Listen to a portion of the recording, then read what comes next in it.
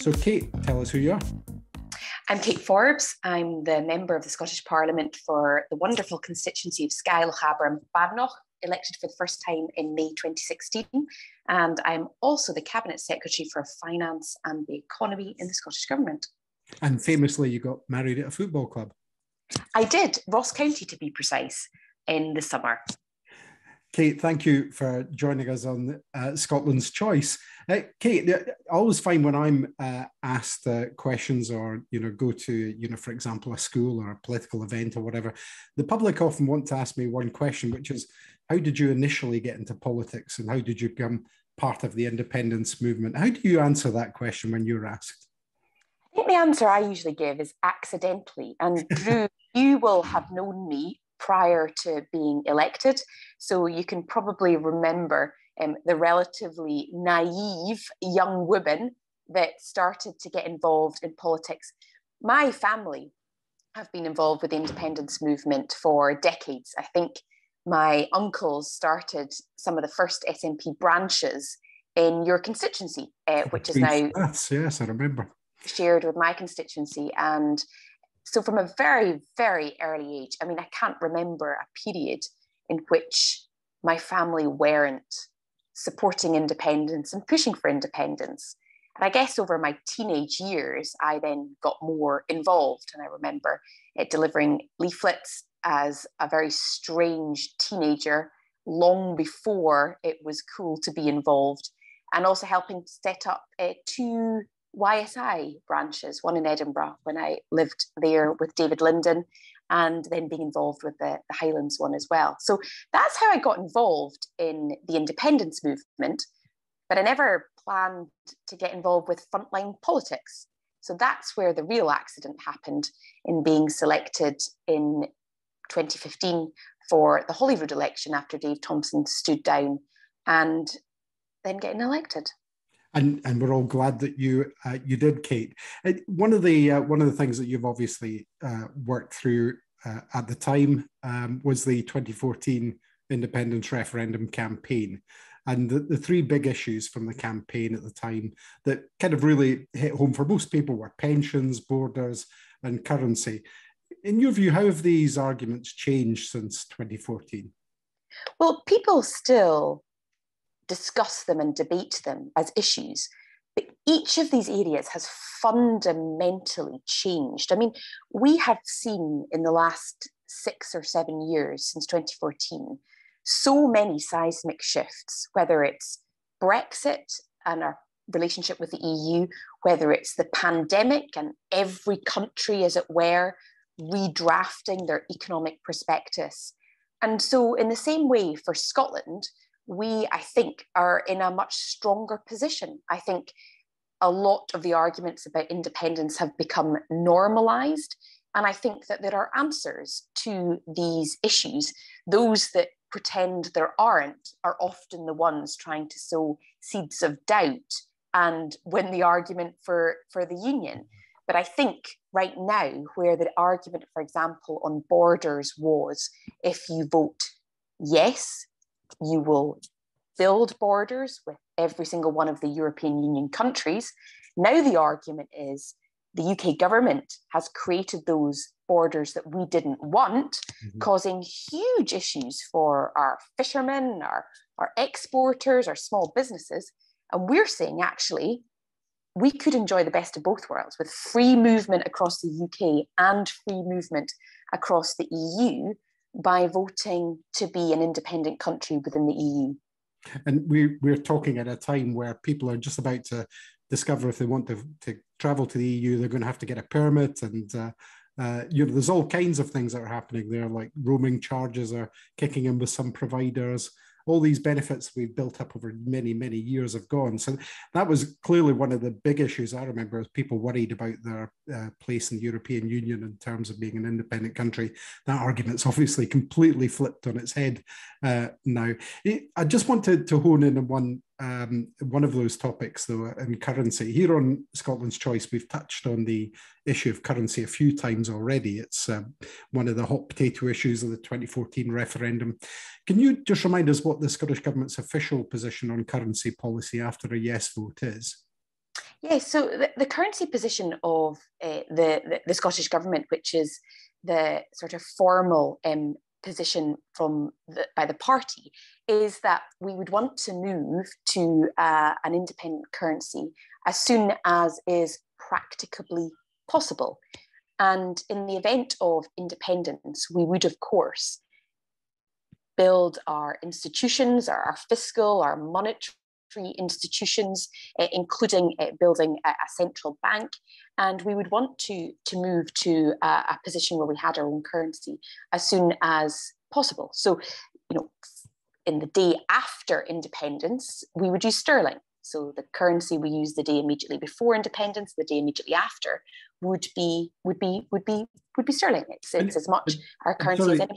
And sorry to break in, but this is one of the things that we were told that was a real problem. But actually, this happens time and time again. That no country becomes independent and suddenly has a new currency the day after, and every country that's become independent had to make that transition.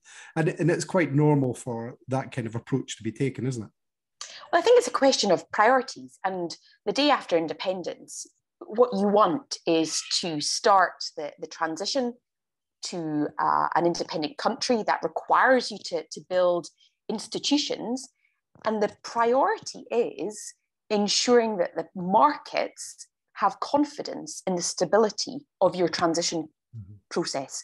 So, if I look back to the last 2 years, let's say, during the pandemic, we all know that the priority for people who were perhaps scared of losing their jobs, businesses that were worried, was to ensure that they had support, financial support. And in that event, they didn't really care what currency it was in. They wanted to know that they could pay their bills, they could pay their mortgages, they could receive their pension, they could go to the local shop. And in the event of independence, people want to know that their pensions are secure, their mortgages are secure, and the markets want to know that we have a plan in place that's a transition. And I think that's why it's so vitally important that, yes, ultimately, Scotland does have its own Scottish currency, but on day one, the priority is stability and confidence for domestic businesses, domestic households, as well as international markets. And you're absolutely right about that confidence thing, because countries make decisions based on what's best at the time for their citizens. I mean, if you look back into history, we know that Ireland pegged the punt to sterling, Denmark pegs the krona to the euro, the UK itself even once pegged the UK sterling pound to the dollar in 1940. So I mean, these mechanisms are put into place at different times in order to get to a transition. In 2014, the UK government argued that Scotland, the Scottish government's proposed currency union wouldn't be true independence. It was cherry picking the best bits. The current plans, though, allow for full financial independence, which the UK can't have a veto over or interfere in, can it? No, it's Scottish currency. It's Scotland's currency as much as it's anybody else's currency, and we would be able to continue to use sterling the day after independence, as in the same way that we could the day before independence. The question for an independent Scottish government is how quickly to introduce a Scottish currency. And our position is that it should be done when it is safe and secure to do so, and when it's in the interests of the whole economy. Because again, I go back to, what are the arguments that win independence? Mm-hmm. The arguments that win independence is what potential we have for our Scottish economy, the potential for greater prosperity, but that is underpinned by a confidence, a reassurance that our financial institutions, our monetary institutions are safe and secure.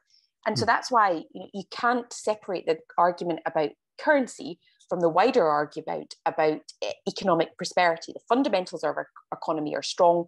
We need to give reassurance to markets and domestic households and businesses alike that we will continue to grow and prosper.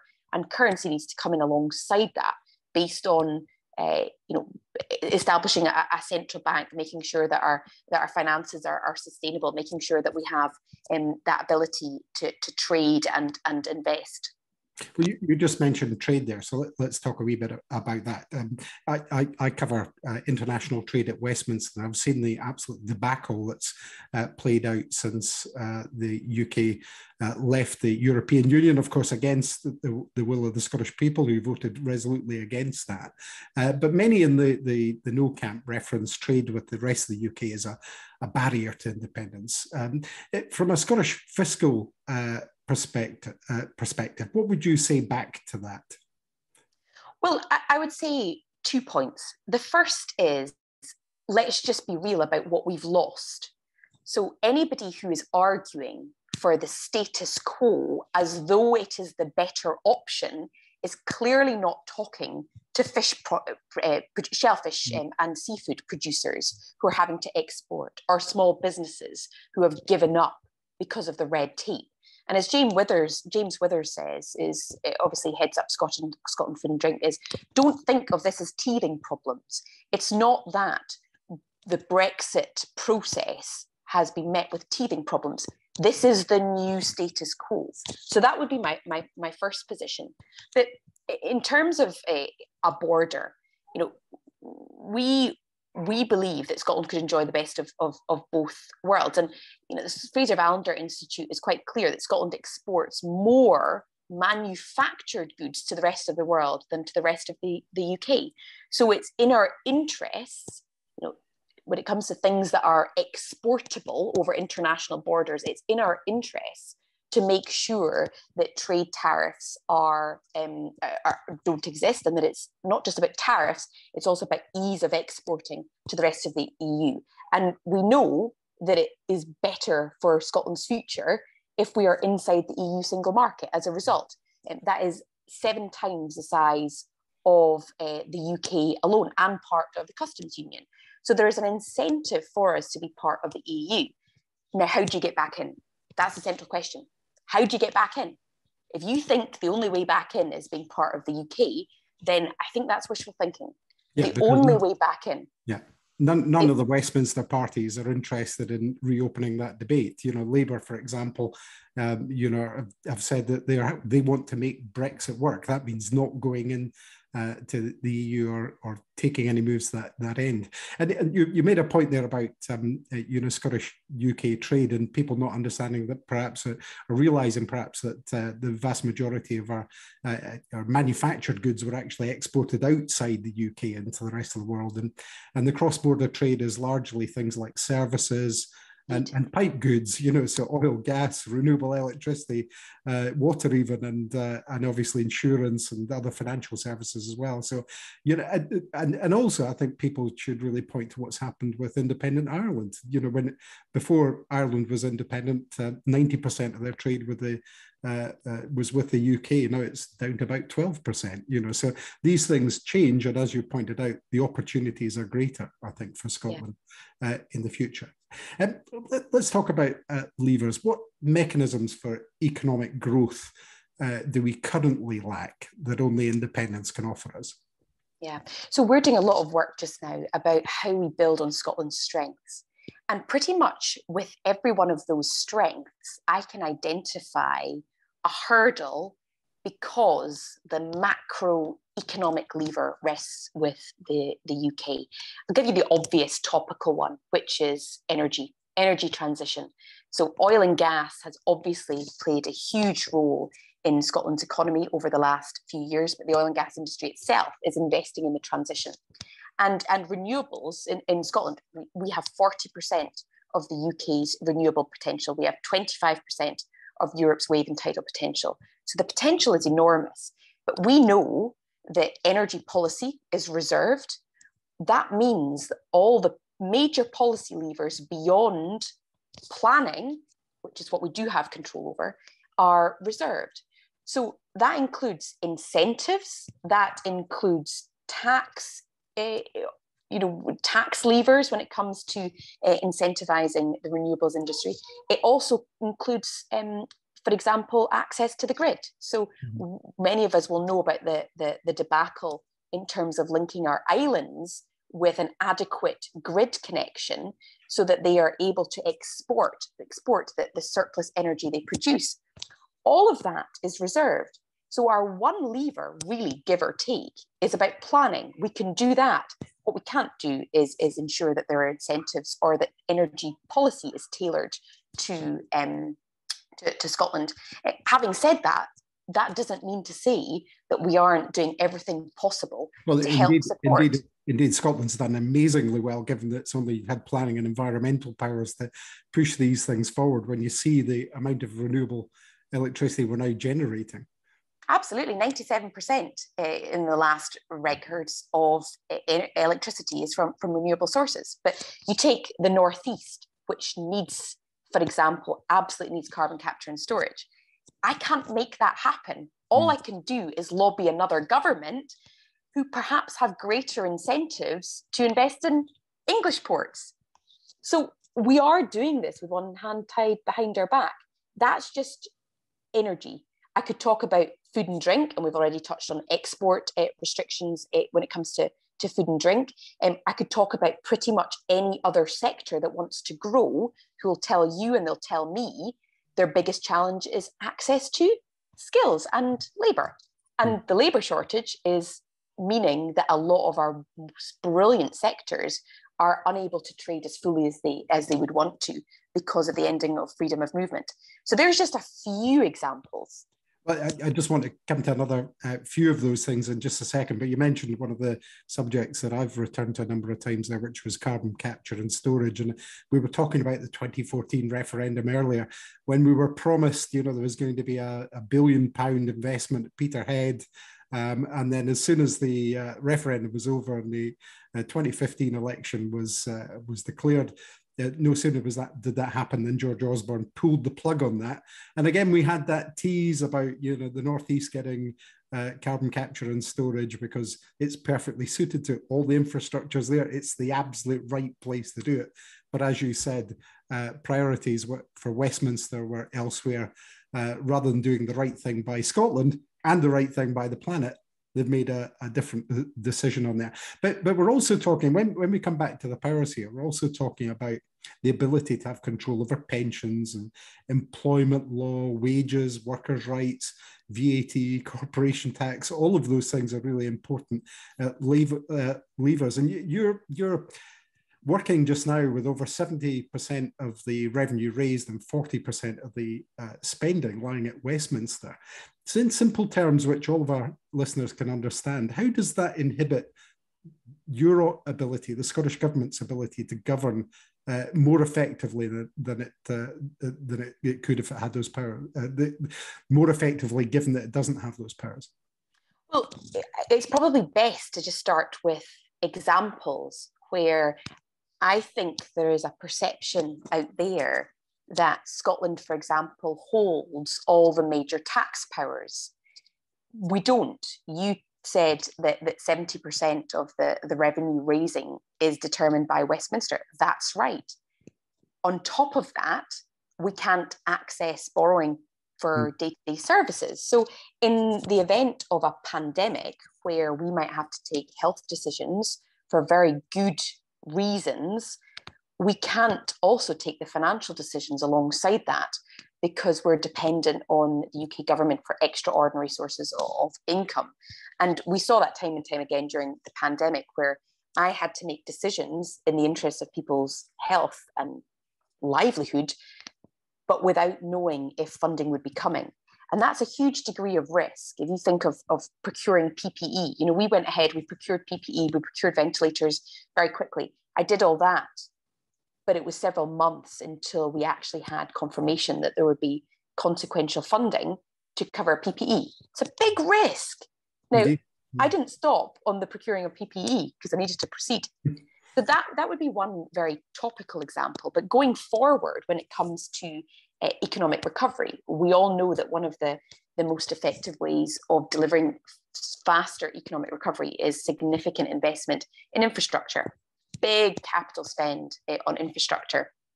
But what we've seen is that the UK government has, on one hand, in the last budget by one, significantly cut capital, and on the other hand, has now started to deploy its own its capital funding through the Internal Markets Bill. So it invests in UK government projects rather than working with us. And just this morning, I had a meeting with a local community about major capital investment they want to see in a harbour project, and they're hoping to apply to the Levelling Up Fund.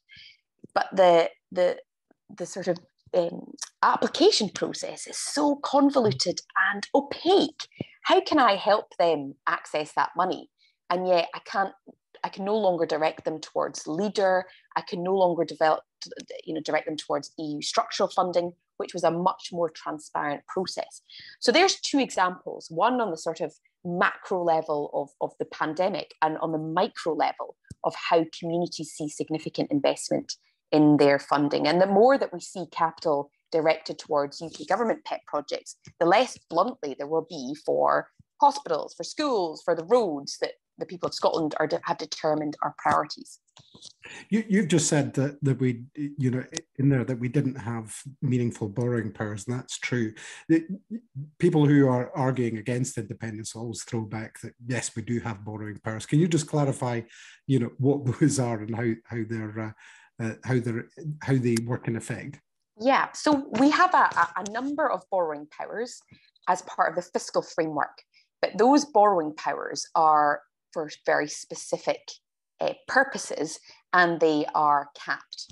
So if I take resource borrowing powers, that can't be spent for day-to-day services. That can only be spent on forecast error. And by forecast error, I just mean when the forecasters say that we're going to raise X in tax, but we actually raise Y in tax. To make up the shortfall, I don't want to be using money that would otherwise be spent on nurses' salaries. So that's where we have borrowing powers to cover that. The challenge, though, is that the cap is arbitrary. It doesn't go up with inflation. It's fixed, and there have been times when the forecast error is bigger than the cap, which means you do have to use actual spending money for reasons that are out with our control, i.e. they're determined by forecasters.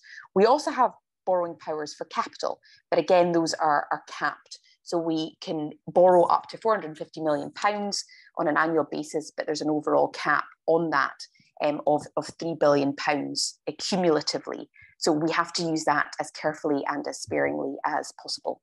So it doesn't allow you the flexibility to do the kinds of things that would have been really helpful and you wanted to do. You've asked the UK government for these powers. I know I've repeated that call in Westminster to say, look, just give us the flexibility to be able to respond to support businesses and communities, better, given our unique circumstances not so unique circumstances, but given the unique position and policy that we want to take to support these businesses, and yet that's been denied to you. That's right. So local authorities have more flexible borrowing powers than the Scottish Government does in Scotland. And I think that illustrates the point that we should be able to borrow and manage the affordability of that. I still have to pay back borrowing, so I can only borrow at an affordable level. So this would not be about borrowing going wild. It would just be about the flexibility to take and make intelligent decisions. And of course, any government would want the ability to be able to make the right decisions for its people at the right time. We were talking about the shortfall for communities just now. You were talking about the Levelling Up Fund and the difficulty for getting cash into communities for different projects. One of the things that being in the Highlands, you'll know from your previous experience, I know from my previous experience, was that we could access EU funding for that. Brexit has really kind of changed that fundamentally. And you were talking about this convoluted Levelling Up Fund, which is not replacing the funds that have been lost to the Highlands. This has utterly changed not only the access for support for communities, but it's changed the political landscape, Brexit, hasn't it? And the situation that Scotland finds itself in. Absolutely. Of that, there's no doubt. I think we see it most acutely in some of the most disadvantaged communities in Scotland. And I mentioned the Highlands and Islands in terms of its rurality, in sharp contrast to Westminster rule for years. The EU actually had a far more distributive approach, in other words, prioritising areas with the greatest need. So if you just but compare the categorisation of the Highlands as per Westminster priorities, which is the lowest category, compared with the EU categorisation, which was the highest priority, you see the contrast. And there are very few roads that you don't drive down in the most rural and remote parts of the Highlands which haven't been part funded by the EU. So I would say that's one big change.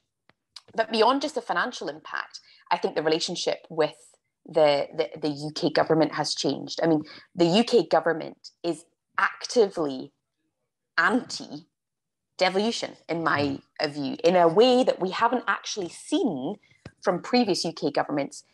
Actually, we haven't seen from previous Tory governments, where if you think back to the review of the fiscal framework, and we at the time, I think, came to a compromised position with the UK government, and there was an appetite to get the fiscal framework over the line. Now going into a review of the fiscal framework, there are areas being mooted that would be unthinkable in previous years in terms of the Scottish Government's fiscal levers. So we're almost in a position where I will be pushing for further powers, but actually I just want to hold on to the powers that we do have on behalf of the Scottish people, never mind give them up, as we've seen through the Internal Markets Bill. And we're only starting to see the Internal Markets Bill being used. And I think that we'll see increased use of the Internal Markets Bill, where money is spent according to UK priorities, not Scottish priorities. And there's no doubt that Internal Market Bill, the Internal Market Act, was just a mechanism to claw back powers to Westminster that from the devolved governments. I think it's really important to point out that the First Minister of Wales, a unionist politician, Mark Drakeford, was also very much against this, and his government and Parliament were very much against the Internal Market Act as well, and the fact that it does basically hamstring a lot of things in terms of the standards, the regulations, as you said, spending. There's almost no area of spending that the Internal Market Bill can't touch, and it gives an awful lot of power back to particularly the Secretary of State for Business, Energy and Industrial Strategy at Westminster, one person to decide what happens in Scotland. It's bizarre that those people might then try in some way to claim that they're supporting devolution. They're clearly not. Can I move on to pensions? I spoke to our fellow Highland colleague and our Westminster leader, Ian Blackford, a few weeks ago on pensions, and he made the point that pension rights in an independent Scotland would be unaffected. Is that something you agree with? And can you tell our listeners who may have family about worried about their pensions, if that's the case? Do you agree with them on that? Well, I wouldn't dare disagree with with Ian Blackford, the expert on all things pensions. So I would agree with him. I mean, in terms of the simple version, the majority of financial arrangements are private contracts between individuals, households, businesses, and financial institutions. Those contracts are made in sterling, and they would continue to be in sterling unless the parties agreed to change their terms. And we talked earlier about the approach to currency, and Scotland would continue to use sterling until the time was right to change. So occupational pensions are governed by trust deed. They're established by employers, and entitlement would be unaffected by independence or where people chose to live. So and it's the same with mortgages. They would continue and be regulated by a Scottish regulator in line with existing practice. So long story short, I think Ian Blackford is absolutely right in terms of protecting pensions, protecting mortgages.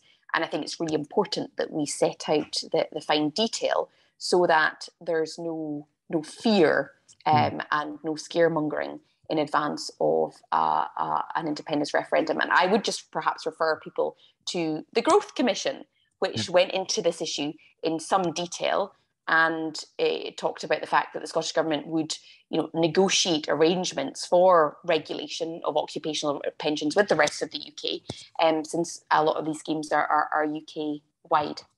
And of course, people, obviously naturally concerned about pensions, but one of the opportunities for Scotland is to correct the injustice that shows that the UK, certainly before we left the EU, has the worst state pension in the EU and one of the worst in the OECD.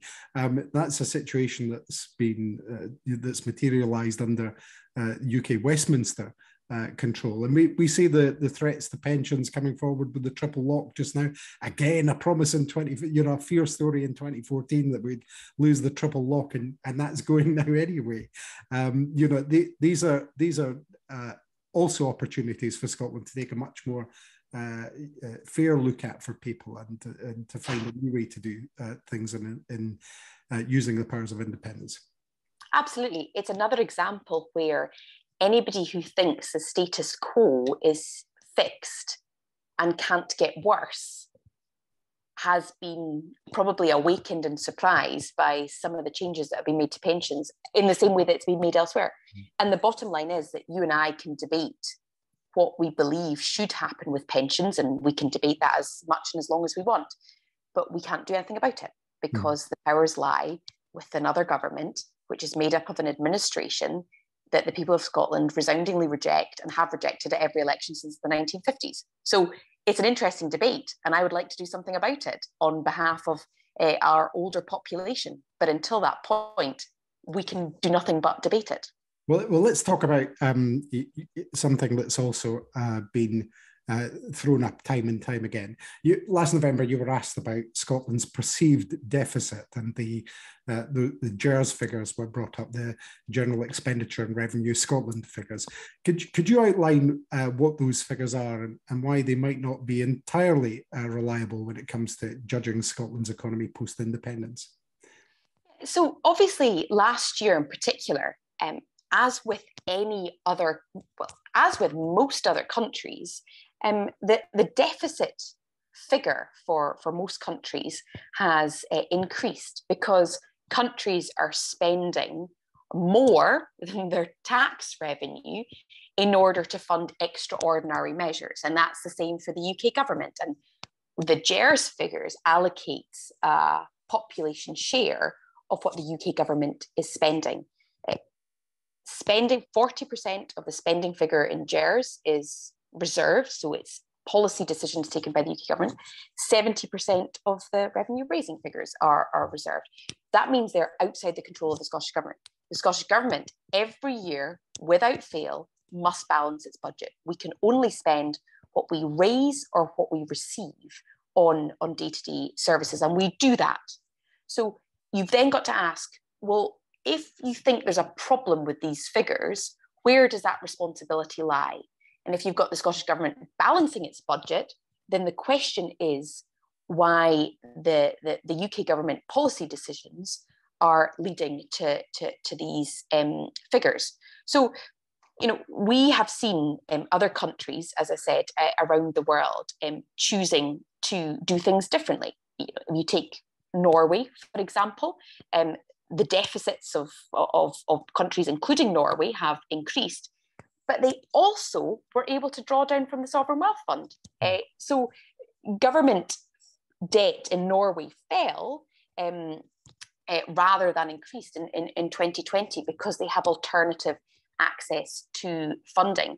And our position basically is, if you believe that the GERS figures are a problem, then you must, by extension, in a logic and rational universe, believe that the current constitutional arrangements are a problem, which is another government determining how money is spent and then allocating it to Scotland. So, having said all that, in the event of independence, we would absolutely want to ensure that our finances are on a stable footing. Every country around the world is refreshing its economic prospectus. The fundamentals of the Scottish economy are strong, there's great potential, and we would want to manage our finances in a far more sustainable fashion than they're currently being managed under the current constitutional arrangements. And just that, you've explained that really, really well, but just underline one of the points about the spending priorities that are being made for us by a government in Westminster. Again, they're investing in renewing nuclear weapons. We've seen spending across a range of things that people of Scotland wouldn't want. These are not choices that we can make here because they're being made for us. And of course, those have been brought up. The UK has obviously run deficits as well over that period of time. And indeed, if you look back over the history of the GERS figures, Scotland's actually more than paid its way, even by those figures, with all the caveats that you've made. I want to move on to talk about Scotland's future soft power, the growth of that we've seen.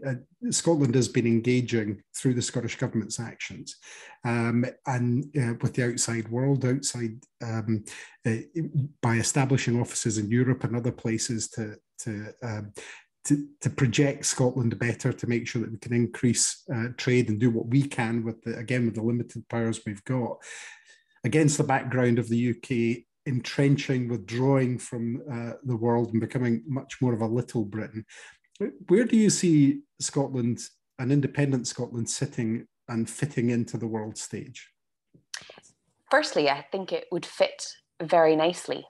I think we saw perhaps some of it come to the public eye during COP26, where I certainly experienced, as a representative of the Scottish Government, far more of an active interest from countries across the world who were making requests for meetings with representatives of the Scottish Government. We saw that particularly from the United States, but also countries like India, where there's a particular interest in our renewables industry and other European countries. So in terms of fitting in the world, we are a small, advanced economy with enviable economic strengths and assets. As is often said, I think it's Andrew Wilson that says it, in the event of independence, we would be one of, if not the richest countries to have become independent at the point of independence. And I look at some of these other countries that are doing exceptionally well, like Denmark, and nobody's suggesting that we become a Denmark. But if Denmark can do what they've achieved without necessarily the natural assets that we have, if Singapore can do what it has done, where it's had to import sort of drinking water at times, then surely Scotland can do it. It's not inevitable. I'm not somebody who believes that success is inevitable unless you invest the time, the effort, and ensure the delivery of the right policies. But alongside some of our other small, advanced European countries, I think we have much to offer Europe and the world, and we're already seeing that within the limits that we have. So how much more can we do without the limits? Yeah, of course, you mentioned the water that Singapore imports. We don't have to import water. We've got plenty here. In fact, we share Loch Ness in our constituencies, which has more fresh water than all the lakes and rivers in the rest of the UK put together. And a monster. And a monster as well. But you were talking there about the assets that Scotland has and about where we would be, on independence and going in with those strengths, those resources that we have just now. One of those strengths and resources is the brand of Scotland, isn't it? It's Scotland is world renowned. It's somewhere that people in other countries get excited about making relationships with, about visiting. It's a very, very strong international brand. And again, it would be, to become independent with that brand would be a real advantage. Absolutely. I think that the brand, which is based on our culture, our heritage, our character, all of which can be lost, but which we have, tried to protect. And in that vein, I would really reference and show respect to many Scottish businesses who are the ones who have built that brand on the back of their quality products and their services. Our food and drink industry is renowned. We've seen exports significantly increase because the quality of the product, which is based on the quality of our natural asset, but also because of the integrity and the approach by Scottish businesses. And that's where, many export missions, as it were, have been so successful, because that brand is recognizable. But it's not a brand from 200 years ago or even 100 years ago. It's a brand that's been built up painstakingly over the last few years. as a brand of quality. And we should do everything within our power to protect that, not lose that. And that's where any reputational damage that comes as a result of the UK becoming entrenched and removing itself is actually dangerous and detrimental. And people often ask, and I'll finish with this, but people often ask, why does the Scottish Government spend money on, for example, export and trade hubs in other countries? Well, it's precisely to bolster and protect that Scottish brand and ensure there are as many opportunities for Scottish businesses and Scottish exports. Kate Forbes, thank you very much indeed for giving us your time today and joining us on Scotland's Choice.